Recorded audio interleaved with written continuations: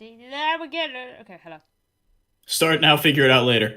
We're starting. We're starting. Let's go. Hello, everyone. Pal, do your lines. Alright, I'll do the intro.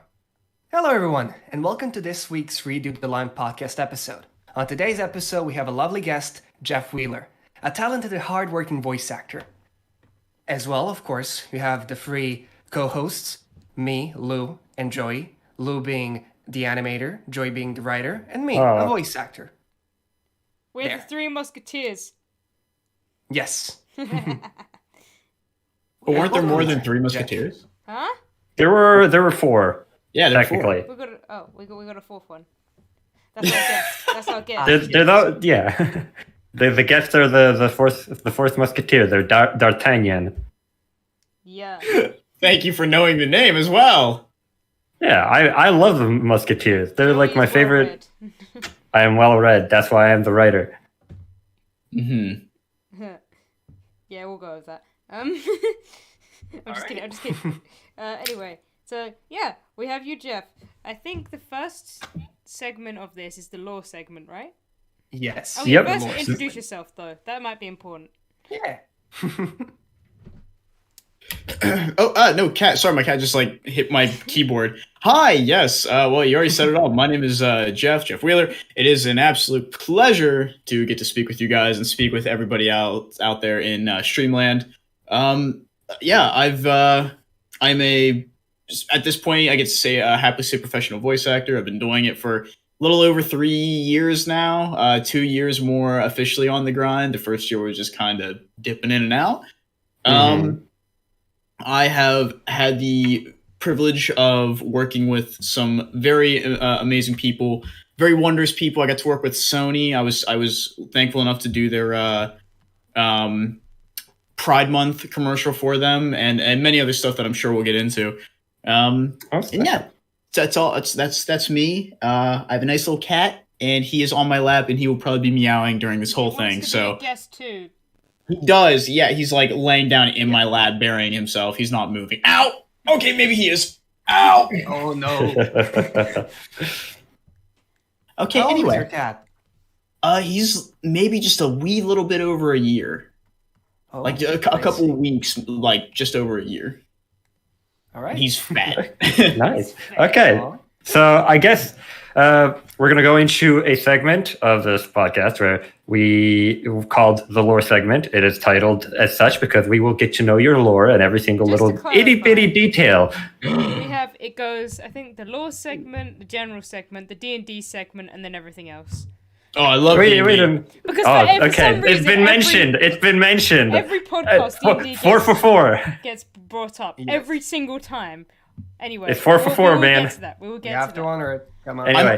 I DM a game that happens on Sunday nights, so We'll this is get going to to be that fun. Yes, point. we'll talk about it. Yes. Okay. Good, we will. Yes.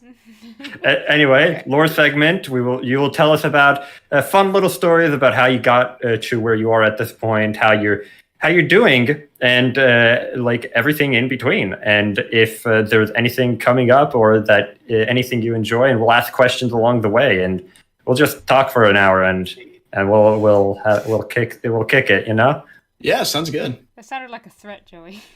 Yeah, we'll kick it, or I'll make you kick it. Be there or be square. Or else. We kick it, or I make you kick the bucket. Oh. Which do you prefer? Okay, that's a very loaded question. I might need a couple minutes to think about. So, where did it all begin? Well, why did you want to be voice actor? What made you want to stream into a mic for a living? What's your origin story, man? Okay, well, my origin story is very simple. We'll start from the very beginning. I was born with glass bones and paper skin. No, it's interesting. Before I got into voice acting, and this is kind of where it all began, I used to just stream like a lot of other people. Was never truly too popular with it, just enough, but I attracted the attention of a really big YouTube channel at one time called Smash Bits Animations. Oh. They jumped in, didn't believe it was them at first, but they'd asked me, hey, you should get a hold of us. We'll contact you. We want to bring you in and potentially have you start streaming for us. And I thought, wow, this can't be real. And I checked the channel, I checked everything out, and I'm like, this is so real. Wow, okay. So I got a hold of them, we started talking, and after about a year, they invited me out to come work for them as a streamer. And I was like, oh, awesome. Sure, let's do it. So I go out and I start working for them. You know, I'm working on all their videos. I'm mucking about, and I've always wanted to be some kind of creative. So it was a good outlet for me, you know? Having it as a job, is making money, supporting myself, had my own office. It was great. One day my boss comes in and says, hey, we need a voice for this video for one of these random characters. Can you do this? And I was like, well, I could give it a try because I'd never done voice acting before outside of, you know, like reading things on a game or whatever. It didn't work out, but they said, you know, hey, if we need your help, we'll come back for you again. I was like, all right. It kind of lit this spark in me where I was like, you know, that was kind of fun. Even if they ended up finding someone in the end to do it anyway, I'm going to explore this.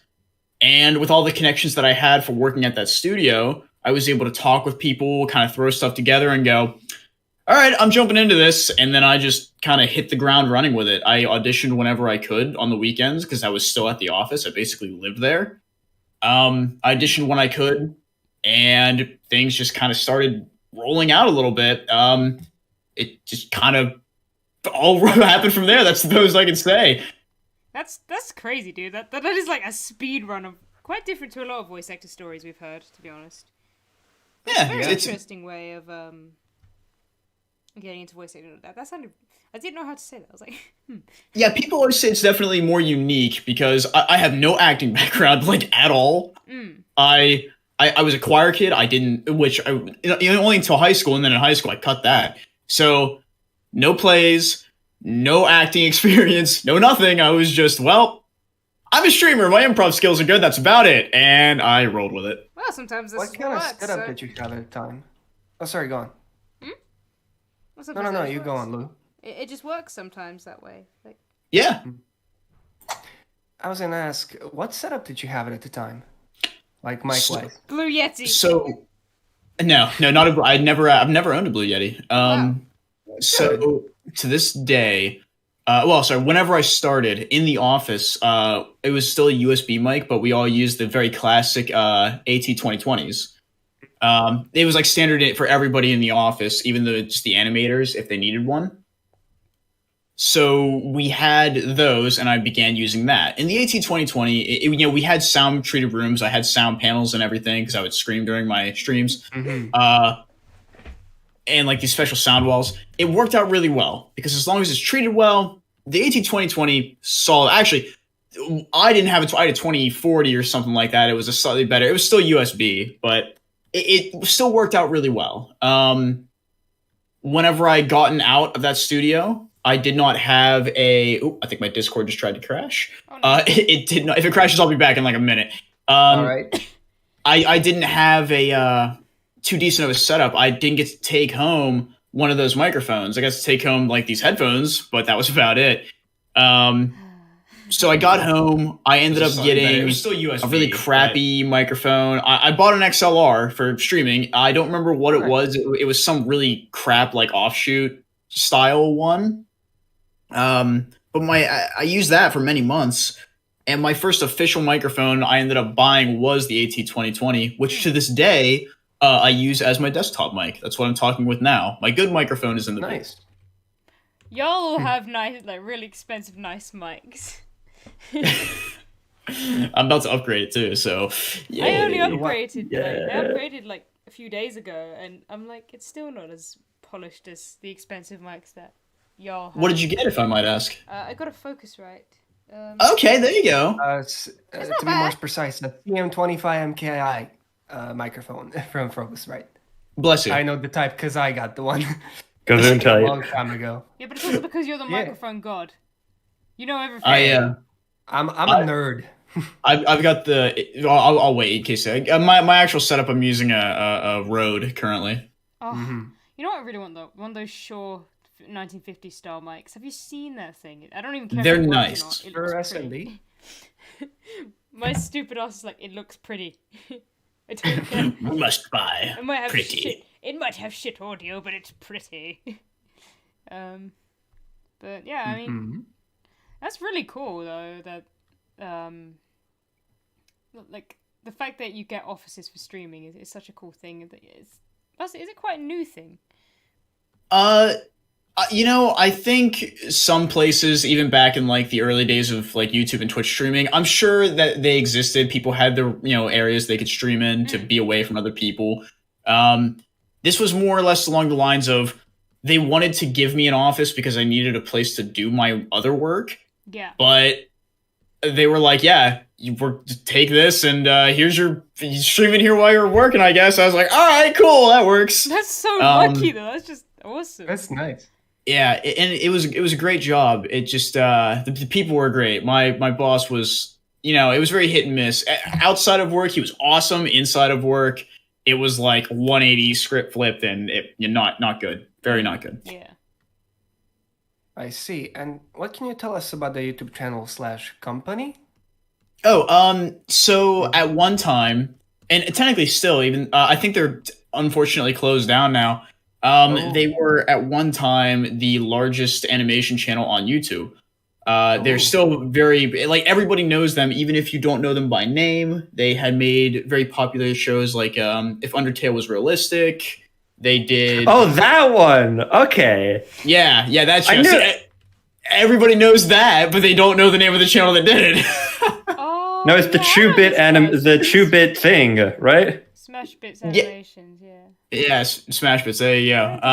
Lots of Undertales. Oh. Wait, So there's that one. Whenever I got there, I helped them basically figure out an entire series for Roblox because I was like the Roblox guy. I knew a lot about it because I was streaming that for a little while, so I knew a lot about it. They were, again, the people out there, awesome people. We got to work on so much cool stuff. they made Mario Kart one? That was... Shit, sorry. That You're- was like you're one of good, my you're favorite good. ones. That's like one of my favorite videos ever.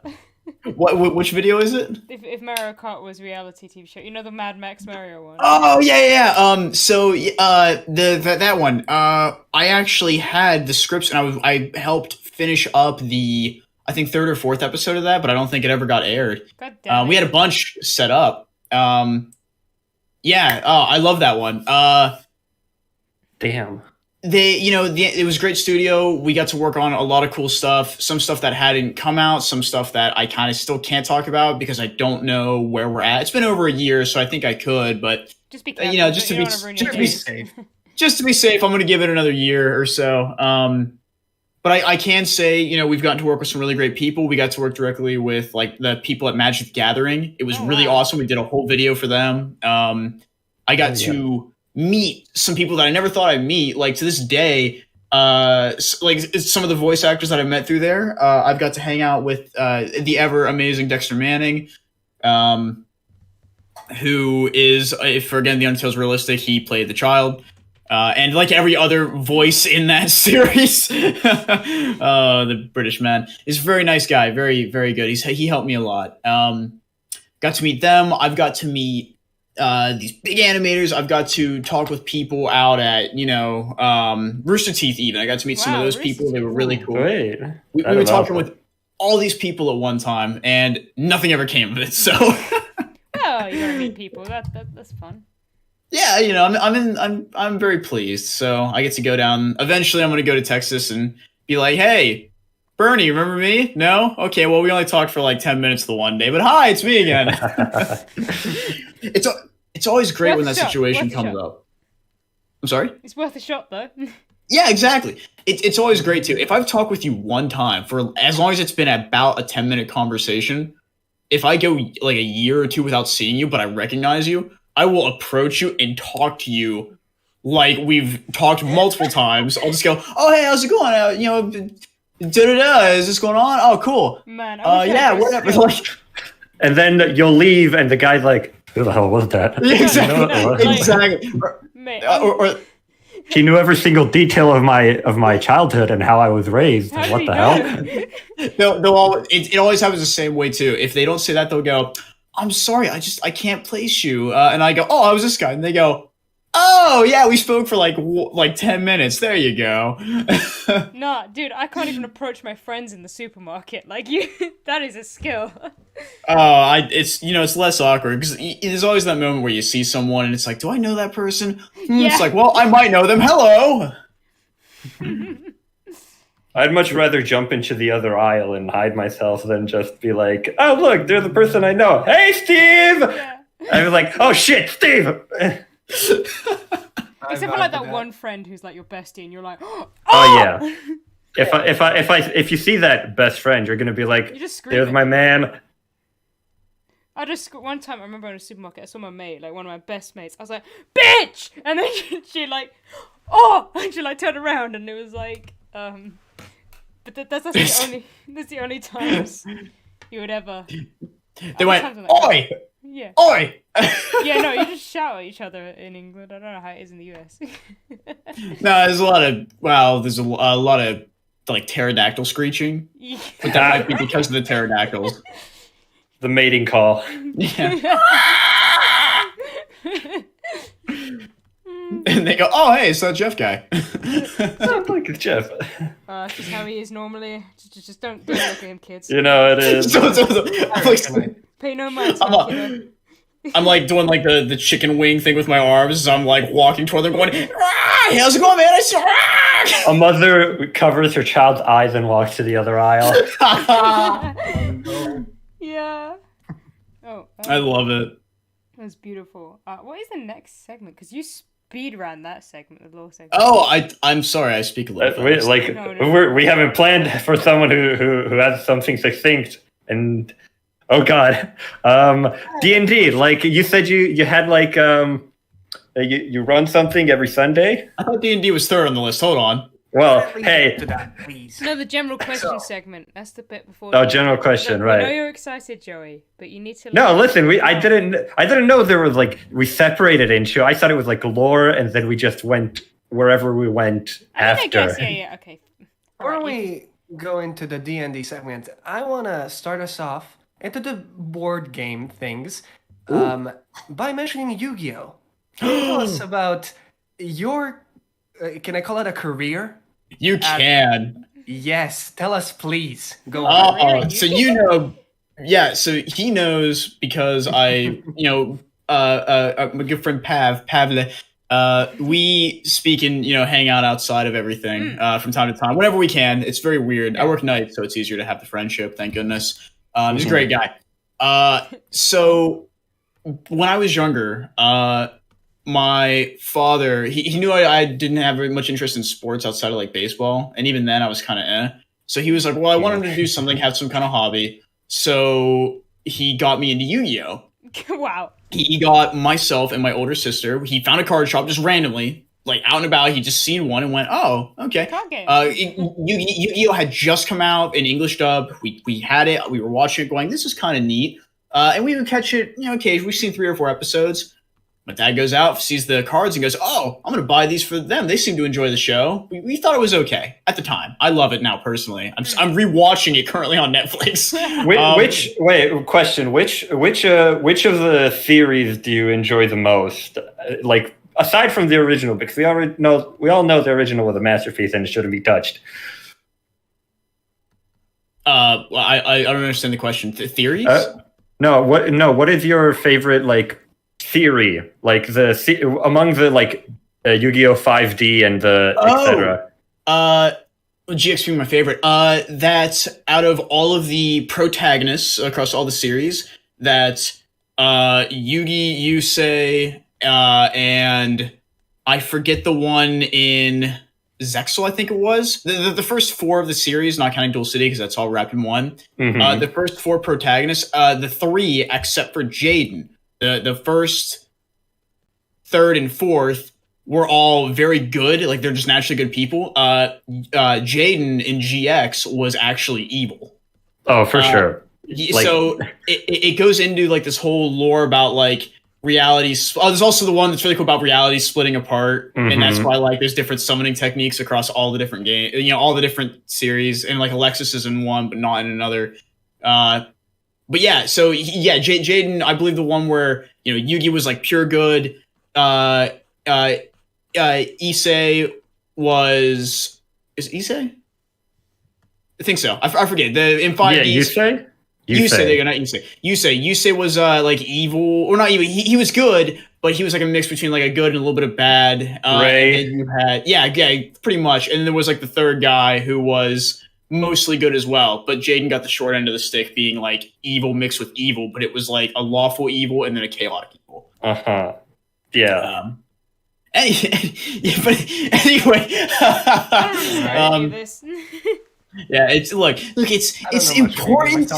Yu-Gi-Oh lore. Okay, let me just tip my glass. It's a niche subject, and only the few that watched it understand. Now have you know the elemental heroes were not really heroes. Okay, I'll stop. Anyway, so my older sister and myself, we got into Yu-Gi-Oh, and we would play occasionally. My dad, wanting us to play more and actually play it right, he learned it himself. So he liked it.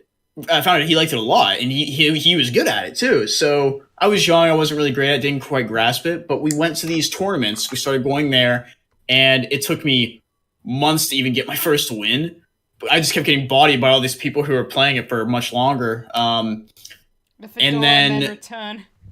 Yeah, so we ended up learning, got better, played all the time, and it got to the point where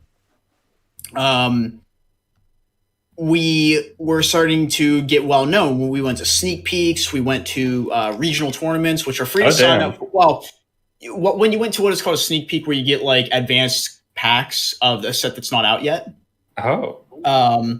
Usually like a month early or so. You pay like an extra bit of fee for it, and you start getting them. We would go in and we would go to those, and during those events, you could enter a thing. Literally, they were basically invitationals, and if you placed high enough, you would get invited to the regional tournaments. And then from regionals, it was nationals, champion, or international championship. My father and I made it to regionals multiple times because we knew what we were doing. We were just good after a couple of years. Regionals took me to, I had a chance at nationals. I was going to go to nationals, couldn't afford the trip, unfortunately. But long story short, every year, we would get like a trophy based on how high of our position.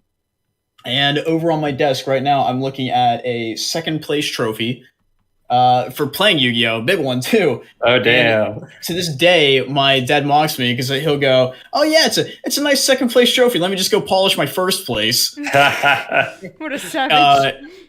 Yeah, in the year before that, he has a second place trophy, and I didn't get a trophy at all. Like when I say he was better than me. There used to be a ranking based on states and then regions. We were like top 50 in Ohio and like top like 100, 150 maybe on the eastern side of the United States. Oh. I mean, we were in, as far as the entirety of the US, we were like top 500. That is amazing. That is great. It was great. It was a great time. And now I'm a potato at it. The game changed too much and I hate it. Oh, for sure. Like, I miss the times when you could just put down Exodia and rip someone and just win. And that's just all you have to do. Dark Ruler Hades was my father and I's boss monster. Yeah. Like, they're like, Yu-Gi-Oh! Is very... You need to build the perfect... It's much like Magic the Gathering, as in, like, you have to build the perfect deck, and then if you have that perfect deck against, like, a casual, you'll, like, rip them apart in seconds. Because I remember, like, buying packets in Italy and, like, playing with my friends, and someone had, like, a gladiator deck, a samurai deck, and then, like, he had, like, you know how I forget what it was, like, the mechanical Yu-Gi-Oh sets from 5D or GX. I don't remember so which ones, but like, is that it's literally just about the right cards. It's not like, oh, you can win. Well, that's kind of any card game. There's a little bit of strategy into it, but the way the game has evolved anymore, it used to be you wanted a deck that flowed really well together and interacted well together. Nowadays, that's still a mechanic that kind of exists. But at this point, games that used to take, rounds would be, best 2 out of 3 would take about 45 minutes they would give you in a tournament setting, and you might get through all your games in a half hour. It was a good, it felt like a battle, back and forth. It felt really good. nowadays the games end in like 2 turns. Like I go, you go, and then if your opponent hasn't won, chances are you win next round. Bruh, that's bummer. It's crazy. Yeah, so, like, it's before not it was fun. like, use that technique. Believe in the heart of the cards.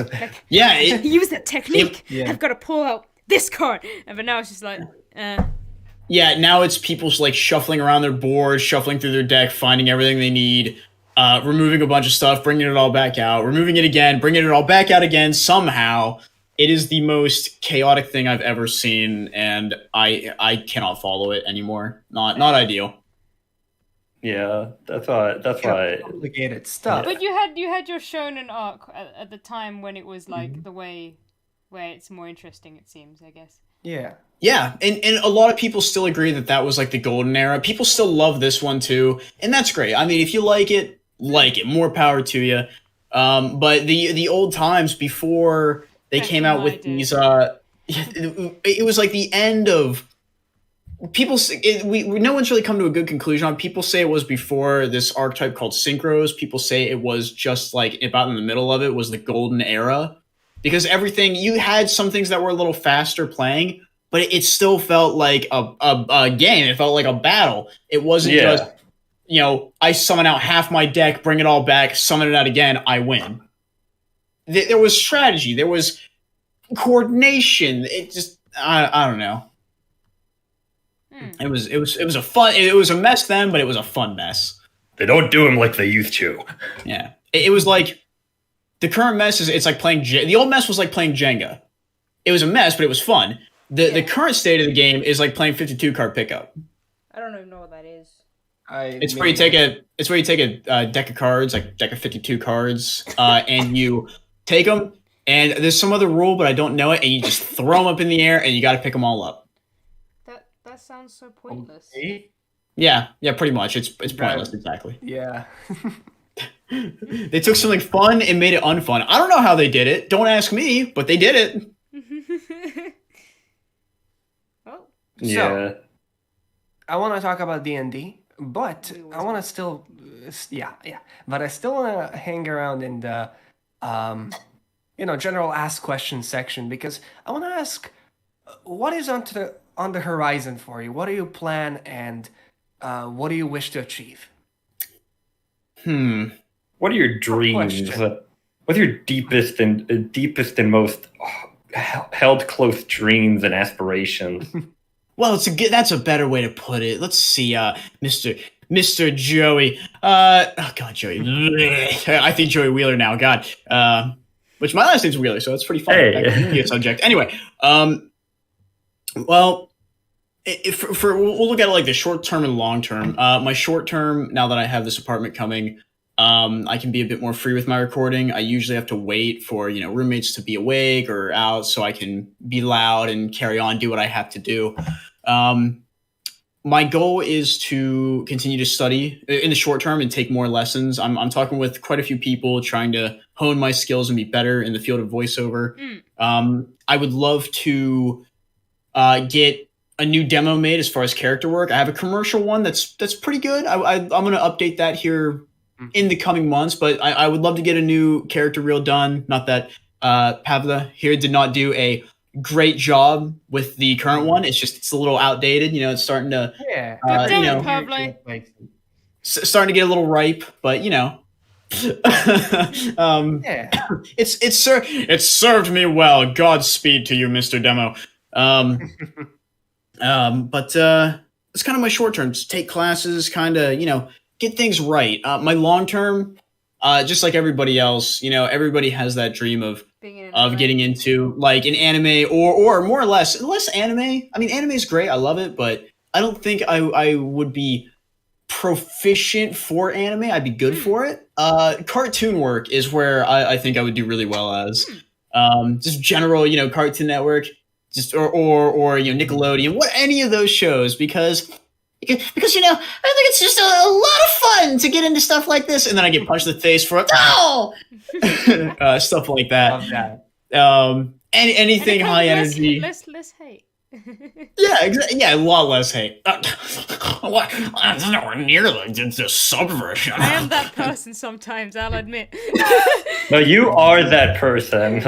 Look, sometimes it's warranted. I've seen some really bad English dubs. There are some I'm not good talking. English dubs, though. Like, I mean, There's Yeah. great ones. I genuinely prefer subs, but I think there's some really good dubs. Like, I really like the Beastars dub.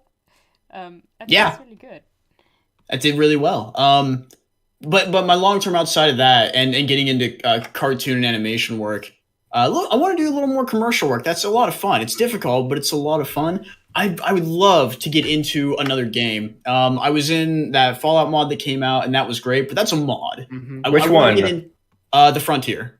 Oh, okay, that's a good one.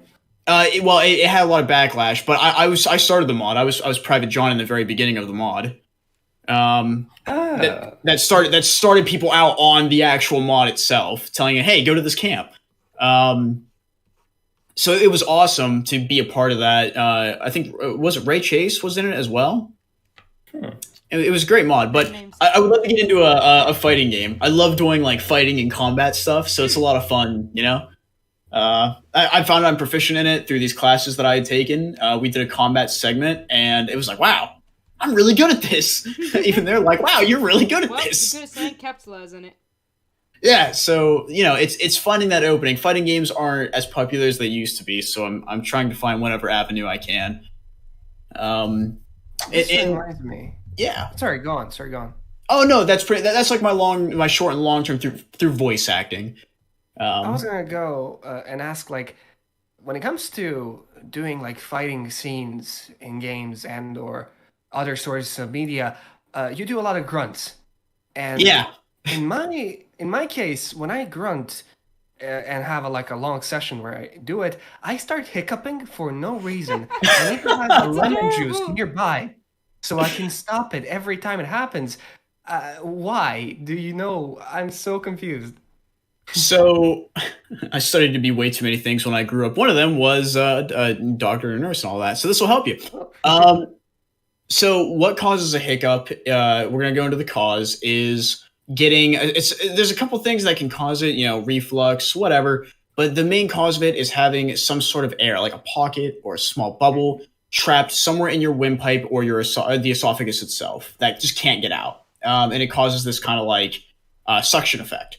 So things like lemon juice, that helps. Holding your breath definitely helps. It's recommended that if it's because of high acid levels in your stomach, or us as voice actors, if we record something too strenuous and it happens, just take that break that you need to take. If you're in a session where you cannot, you can hold your breath between takes, not trying to relieve it, but just to stop it. And then after a minute or two, that's when you have to just kind of gung-ho it. You could also definitely try anything like lozenges or anything that'll help loosen up your throat to kind of see if that air can't escape you in a quick manner. But that's kind of it. Anything that'll soothe the throat should help you get rid of that. If it's too deep, like toward your stomach, your best bet is to try to swallow like as much air as you possibly can to try to force that through. I see. So Force it through how? Through gas? you can't swallow air. Oh no, I meant never mind. I thought it was like you meant never mind. No, I thought yeah. Oh no, okay. No. Make you fart or something. Like No, that if you have bad enough hiccups, like if it's a small thing causing it, it won't work. But if it's a big enough kind of pocket that causes it, you can generally swallow enough air to where you can actually feel your stomach expand a little bit and stiffen up, and then you will usually, burp or anything like that. It'll force it out, and if it doesn't, then during that time where you're releasing that air, if you kind of like put some pressure on your stomach to force out the excess, it'll pull it up with it. Okay. Thank you for No. your input, Dr. Jeff. Well, there's a reason why my cat's name is Professor. Indeed. I love that voice. It's so Man. fast.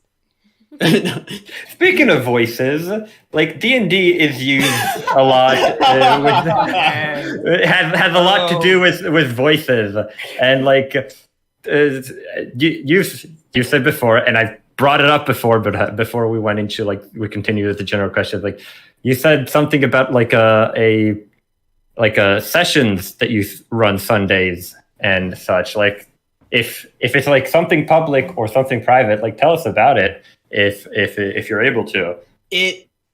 I can. It used to be public. I was streaming it for a little while. I kind of fell off that a little bit. I'm going to get back into it. This is kind of the test session for everything. It's a homebrewed world, very kind of grimdark. So it's very much like it's post-apocalypse essentially. Actually, it's kind of like during essentially, you know, in the pursuit of ever attaining knowledge, these mages from what was called, I believe, the Sun Council. I have to look at my notes. There's so much going on. They basically opened up a what was called a tear to seek into these other worlds, not just to plane shift, but to really go through and learn all these like special knowledges only attainable through the boundaries not locked by their world or other planes. They wanted to go somewhere completely different, entirely new thing. It became too unstable, and when it opened up, these beings from this other world started to come and wreak havoc. The capital fell, the Sun Court fell, the Grand Archives, which is where like all knowledge was housed at one time, it fell, and these creatures came and started opening up other small rifts to let more in, and the world just kind of started falling into chaos from there. A lot of the population died. With the tear brought plague, famine, everything. And no one has been able to seal these tears or the major tear ever since. And if it goes on too long, even during my sessions, the party can no longer even fight against it. It's just hopeless at some point. It's just overwhelmed. Yeah. But they're doing a good job of it so far. Yeah. It is a good outlet for me to kind of practice my acting, because there's some people that I have to do a really deep voice for, and I have like soda prepared for that to kind of get that deeper grovel. I've got my little goblin characters. Which none of them are watching this, and I'm sure this won't be out. Well, I mean, it's going to be out, but they probably won't see this right away. I'll share it with them later, because they're going to meet that one of the people, this little goblin that everybody loved. Everybody loves it. That was in the stream called Grits. And he had a stutter, but he talked like this almost all the time. Very, very helpful fellow behind the bar. People like to mess with him. Yeah, it's people like to mess with him. You know, while he was working behind the bar, or just serving the drinks. But you know, he sees the good, and if anything were to happen, then he knows that the owner of the bar, the captain, will step in and you know, be there for him. It's very lovely. But the secret to Grits is that he is not Grits. He is actually a very famous assassin. I mean, and by famous, yeah. So he's just very meek, like, oh, thrown to the ground, oh, very helpless. And then the party's actually about to come to the scene now, where I get to hopefully, if it all rolls well, that they get to reintroduce to who he actually is, who is Strix. And oh boy, is it going to be a lot of fun when Strix hits the scene. Look, you don't understand. He has to do this, you see. It is not that he is truly evil, you see. He's more of a lawful evil where he kills the worst of the worst. If you've done nothing wrong and you were wrongfully imprisoned, you're free, you're fine. You've stolen a few things, okay, whatever. Not a big deal. You're going out and you're hurting innocent people, you're attacking caravans, you're you know, wrongfully doing things that are morally, not even questionably, just horrible things. Well, that is when Strix steps in and, well, I'm sure you can figure out the rest. He's very, very good at what he does. I love that voice so much. So, like, has so much fun. Yeah, the D&D had like from. How has D&D helped you with some of the work you've done, if it has, or has voice acting helped you with D&D more? Voice acting has definitely helped with D&D more, because I mean, I'm used to running games as the few that I've run, but my acting has always been kind of now when it comes to my vocal control, getting voices figured out, learning them, and studying, if I know I need to do a deep voice, I'll study and then go, oh, I can use this for later. or I can look up different voice types and go, that's what I want to do. I want to give this guy this kind of voice. We're gonna make him that super fun, adventurer type. Yeah. All right. Best friend style. Let's go. You got this. That's essentially just me being Prompto at one point. So I literally call my Prompto voice for those familiar with Final Fantasy. But it's definitely helped a lot, and me doing it is a good way of practice. You want to give people different voices. You don't have to, but it's useful, especially when you're trying to learn, and then you can kind of test your range out. It's good warm up as well. If you're you do a session, you take a 15-20 minute break, and then if you have the time, you jump into voice acting. Your voice is already warmed up. Like, you're good. It's It's a great time. I'm very happy that people ask me to run games, and I'm very happy with how this world is going. I would love to take it after this test run and refine it a little bit. I'm making all these notes. I'm slowly twisting it and refining it, and then we get to go in, and I'm going to try to get a bigger panel of people to come in and try to face the world. That is amazing. DM, when you DM, what percentage of your games are improv and what percentage of it is written down notes and stuff that happens? Like, how much do you improv there?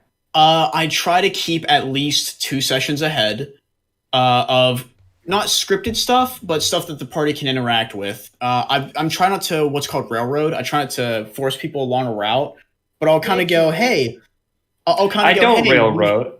I just point at things and like, hey, this is cool, and then you go the opposite direction.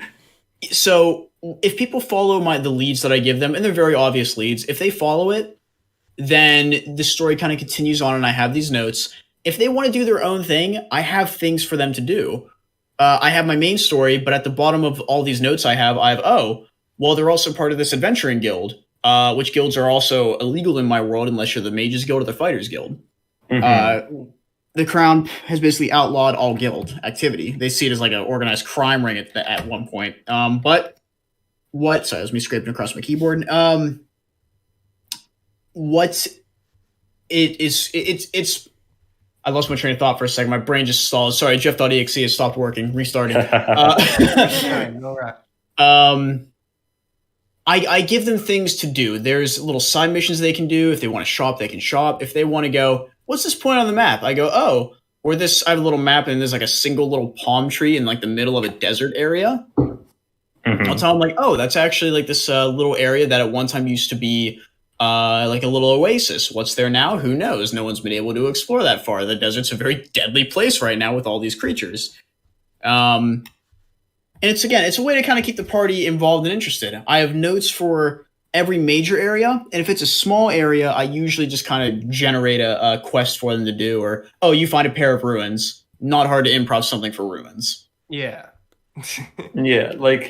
Improv is a very important thing with D&D, and like I've DM'd Lou here, and it's a very interesting, like your world has some sort of like polytheistic religion sort of thing going on, I'm assuming, right? Mm-hmm. Yeah.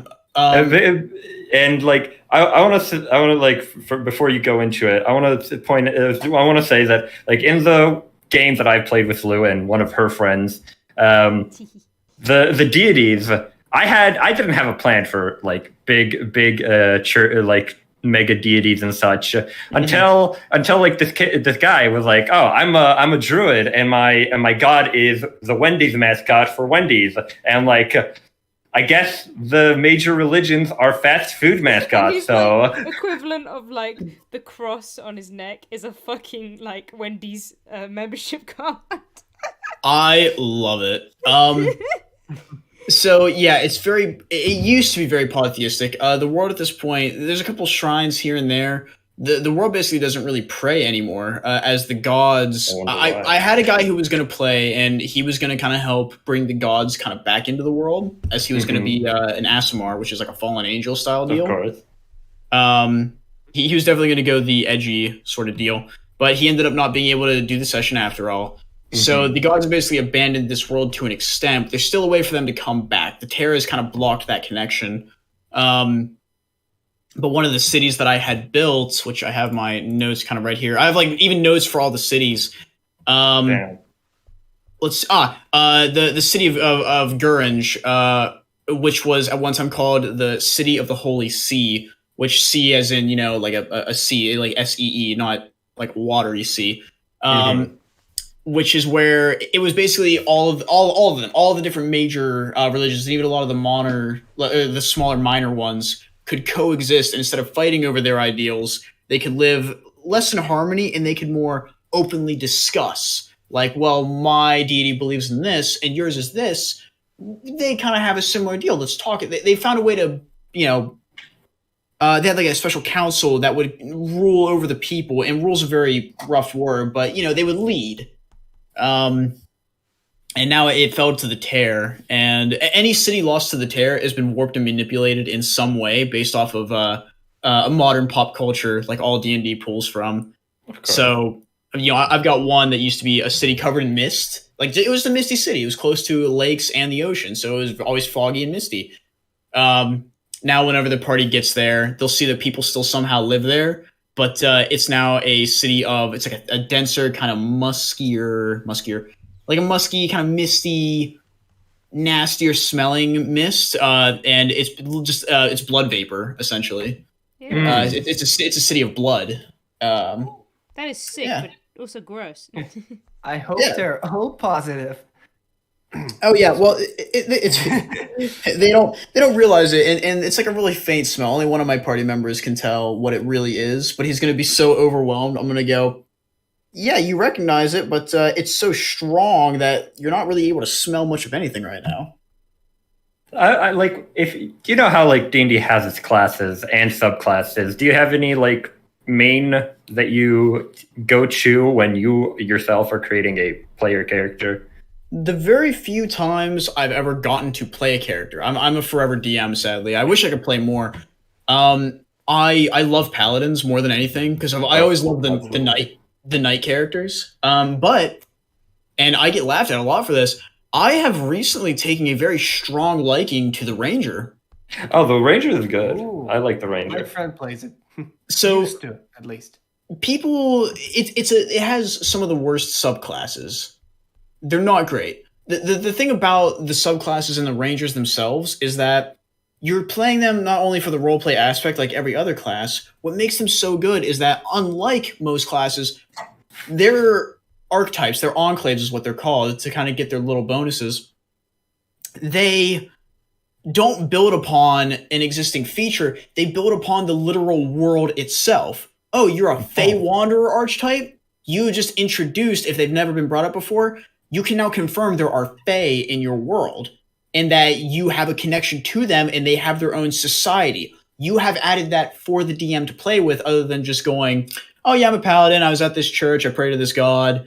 This happened in my backstory. Like, yeah, that's a notable event. And that's something the DM can play with, but that's not adding to their creation. The world building aspect is what the ranger is great at. They add so much just for hitting level 3. It's amazing. True. That is true. It's overlooked. People just see it as, oh, they're bad in combat. They're good in combat. Not great. Fighter does everything they do better, but they're good. Yeah. They're great. They're just more world building and roleplay heavy. Yeah, for sure. Online games, they are quite roleplay focused. We love fights and stuff, but yes, roleplay is very fun. Yeah, that was the initial question, and we just went off a huge tangent. My worlds are, whenever I run my games, they've been a bit roleplay heavy, but I always try to incorporate some kind of combat. If I can't do it every session, then I'll make sure to add something in the next session. Combat is fun in D&D, but the roleplay is something I've always kind of lacked. I've always been a bit of a combat heavy war game style DM, but I'm trying to shift away from that because I know some people like the roleplay aspect, and that's their preferred term. So I'm trying to keep a good balance. Yeah. I see. Is there anything like straying away from D&D now? Is there anything like you're working on right now that is able to be spoken of, or you want to plug in and talk about? Like, maybe like, hey, this is cool. I'm doing this. That has no NDA surrounding it. Yeah, of course. So I have nothing really major coming out and being a part of. I'm part of things, but nothing grand that I'm able to go, oh yeah, I'm in this game now, or I'm doing this. It's been a very slow month or two, honestly. But I can say that I am happily joining in quite a few things. I'm still part of the what is called Spacey Project, which is very fun. Very cute character designs. They're actually they have a book, they have a manga technically. They're a multimedia project. They're rewriting the script. They're redoing the entirety of the first manga, and they're going to be building off it. And we're hoping to launch from there. It's been floating around. There might be an animated pilot for it that we're gonna try to put up for YouTube and maybe try to pitch it around. It's still up in the air. We don't Spacey. How do you spell that? SPAICY. It's popular. It's super cute and adorable. I love it so much. Actually the character in Spacey Project that I play as Zag Tanopi, this beautiful yellow bird, super high energy, really high voice, like way up here, and it's super cool. I love it. Oh, it's so great. This is one of my favorite voices to do, and I get to do it anytime I voice him for a project. The guy who my one major claim to fame, right, is that I was a replacement for his original voice actor, who was Michael Kovic. No way! Oh shit! Yeah, that's super cool. I've spoken to Michael about it. I shot him an email out of the blue. I think Pat, you kind of helped me get the courage to do that. I shot him a message like, "Hey man, I just to let you know I've taken over for this character. I appreciate the work you've done. Is there any advice you could give me or anything that you could maybe something that I could build off of? Because this was your thing first. I want to do it justice." And he goes, instead of just replying back in a simple email or not replying at all or going, no, nothing, you got this, man, whatever. He gave me like paragraphs and paragraphs. He gave me his original audition. He gave me like that is recordings, notes. He really is. I got like a signature from it. I got all this stuff. I've been talking with him kind of casually, trying to get him into the next D&D game that I plan to run. So that'd be a lot of fun. The guy, but now I like him even more. So cool.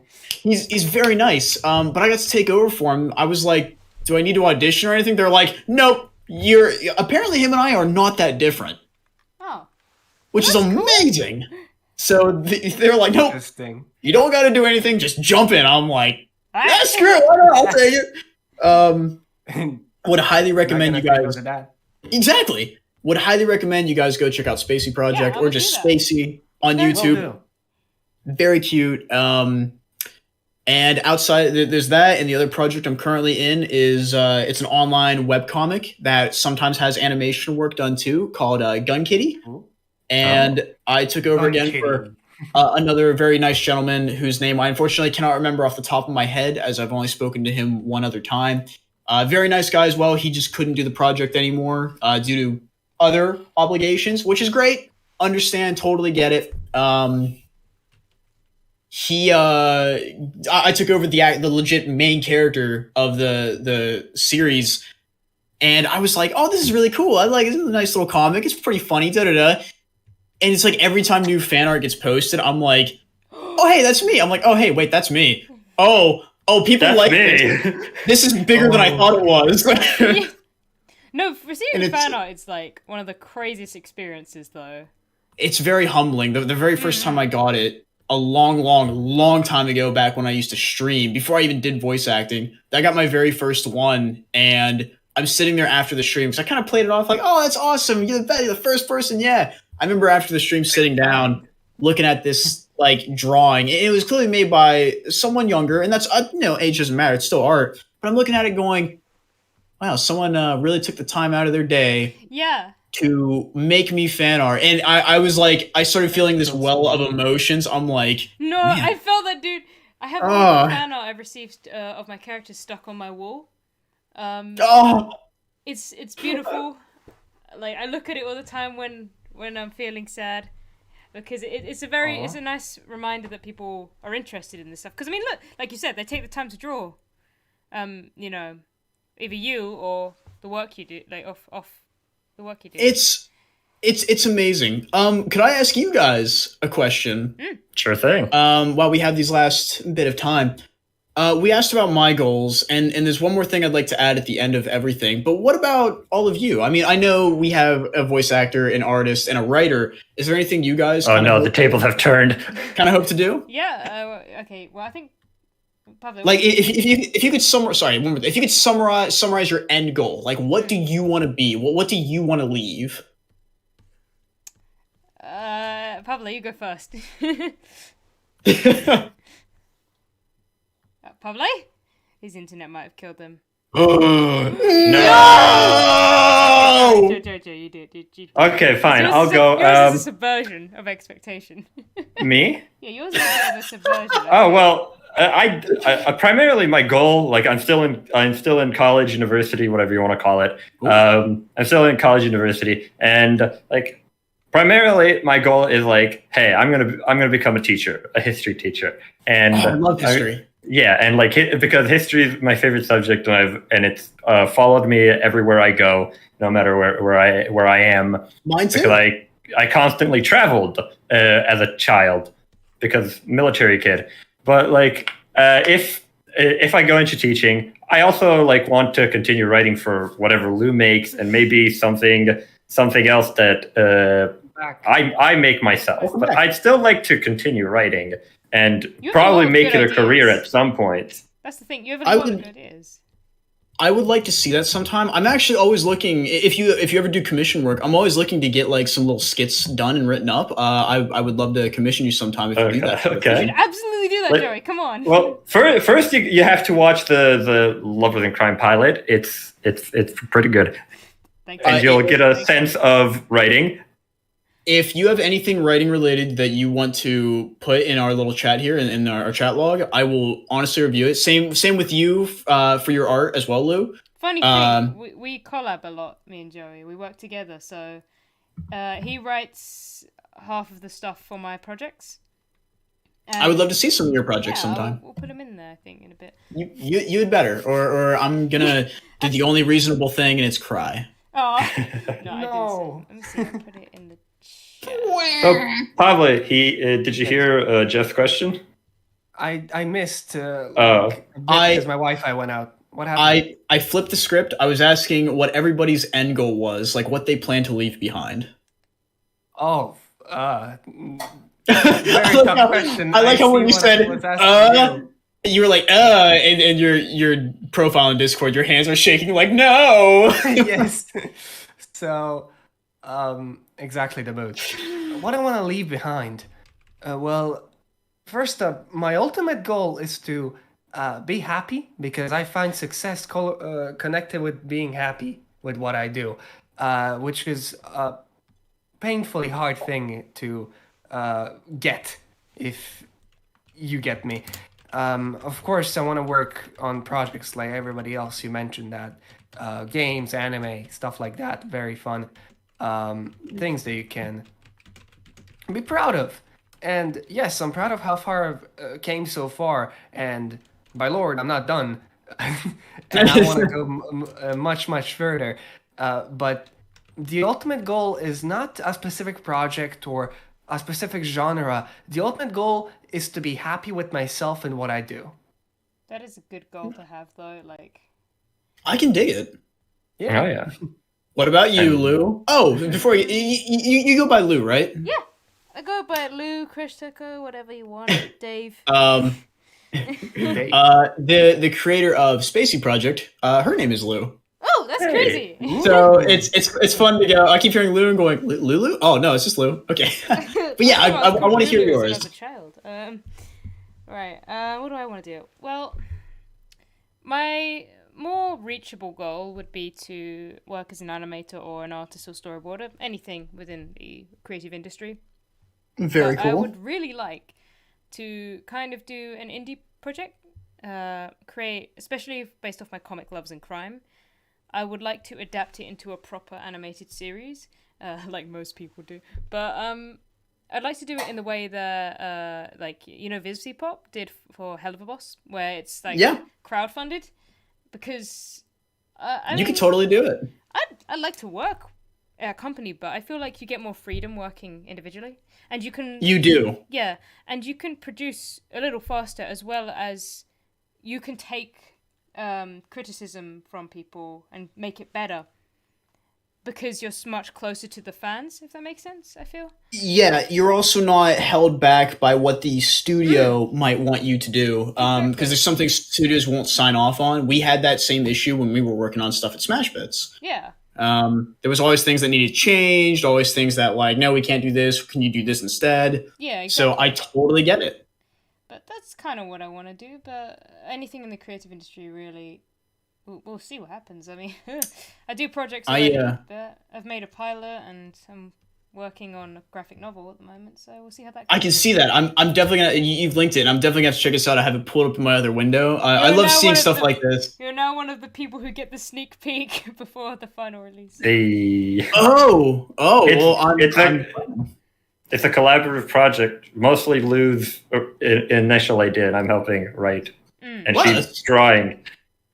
Well, that's amazing. You know, if you ever need an actor for it, you know who to call. We will let you know. But we also added the animation pilot, which is done before. The graphic novel, I'm just going to announce this for everyone, because I know that some viewers, even if you're watching it live or watching it later, will be of the Lovers in Crime fandom, because they find my channel and it's very sweet of them. They watch every video. I know who you are. But it is basically an improvement of the pilot with a more structured narrative. And as everyone keeps asking, yes, we need a solid beginning of the story. So that's what the graphic novel will be. It's also very chronological. Yeah. Beginnings are always some of the most difficult things to write. Absolutely. But much like every ending being a beginning, every beginning can also be an end. Exactly. I have a question. A quick question. For a quick answer. Have you dipped your toe into writing at all? I've done a little bit. I'm very bad at it, but I have done it a little bit here and there. I'm less of a writer because, again, I had to help back at the studio with a little bit of writing from time to time. I was less a writer and more, if you had an idea or you gave me a script, I could read through it and go, I like this. Hey, why don't we, this is good. What if we took it in this direction? And I'm good at spitballing and bouncing things off the wall. Okay. I can take a good idea and I can help shape it into something that like people don't usually think of. I think very outside the box. You're a dramaturg. Sure. Well, no, I don't go like, oh, what if this one was like a murderer and he was like secretly this guy's brother? I don't do stuff like that. Well, like that's, dramaturg can go what you're doing and also be like, we can change it completely. It's like adapting it to a certain audience or changing certain things. Joey, things that are more on the note. Yeah. And that's not always a bad thing. Some people take that as very not great. It's like, well, this is, you're messing with my idea. It's like, no, well, I am, but I'm just trying to take it in a different direction and give you something to think about. You can ignore me entirely. That's fine. Well, I mean, but it's just an idea. And ideas, isn't it? You can. Like I personally, I don't know, like Lou and I'm speaking for myself mostly. I love it when people are like, "Hey, this is cool, but what if this?" I love it, yeah. And that's how it all starts. But what if? Although Joey gets pissy when we have to rewrite scripts, I think it's really funny. Because like sometimes, I get attached to script one and the draft, and then I'm like, okay, begrudgingly write the draft two with Lou, and then I'm like, okay, draft two is better. But like draft two is better, but like my heart is in draft one. Well, it's because you have one solid scene and you just think that's the whole script, and it's not. I just want to include that scene so badly. One day. It's always the thing with writing is that you always think that your first draft is the best because you've always been taught that your first thought is usually like the best one to have. For sure. For some things. For some things. So you're always attached to it because it's the first thing you produced. So it's like, oh, I love this. Yeah, it's like I love this artwork.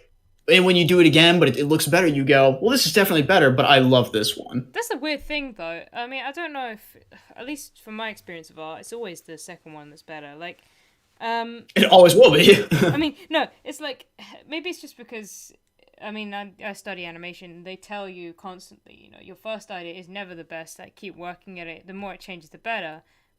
And that's usually true. To me, at least in my experience, it's different for people.